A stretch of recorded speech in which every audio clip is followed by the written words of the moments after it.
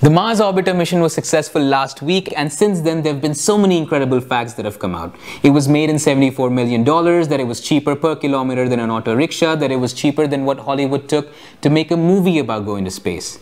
But one thing that wasn't as popular as it should be is how it was all done.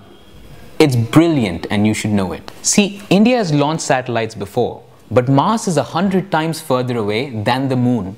You need an incredible amount of thrust to get it directly from here to there, and the US did that. They made a super powerful launcher that can do the job. Since our satellite was a little lighter than theirs, we tried to do it a little differently.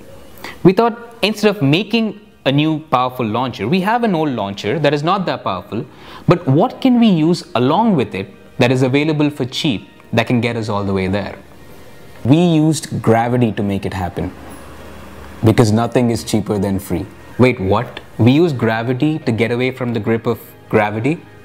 That's exactly what makes it interesting. So we use something called the interplanetary slingshot to get it all the way there. We use Earth's gravity to gather speed, the Sun's gravity to travel, and then Mars's gravity to get closer to it.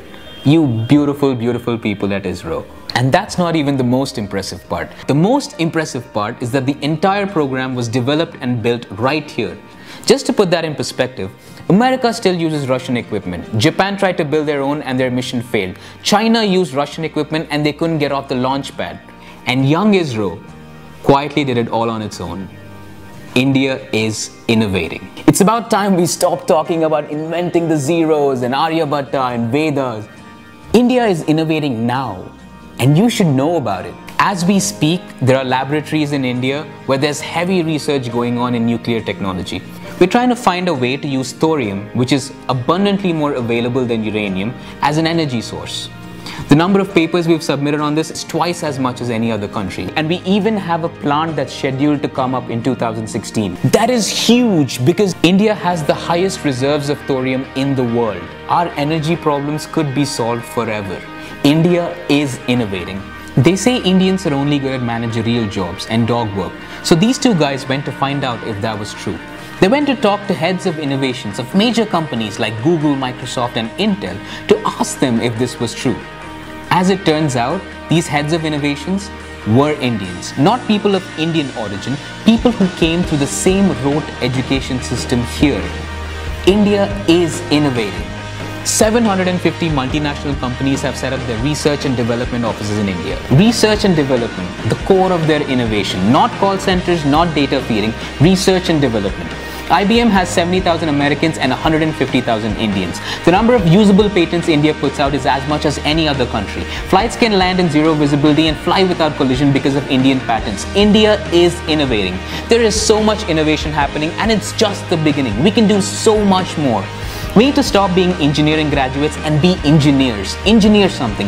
We need to stop being drafting experts and be designers. Make something. We need to stop making the aim of our lives to settle down and look to steer something up. See, when you say India is not innovating, we're not talking about the soil, the land, or the territory. India in that sentence is the people. That's you and me. So we're taking the first step. We're building a platform for innovators.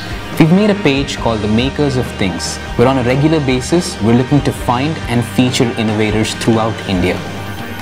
If you are someone who's made something interesting or know someone who's made something interesting, big, small, silly, anything, let us know so we can feature it. Right now, make sure you go to that page and make sure you make it show in your news feeds. So when people do come to talk about their innovations, let's make sure they have an audience. Actors and sportspersons have always been celebrities. For a while, let's try to make a new kind of celebrity. The inventors, the dreamers, the makers of things that keep us evolving.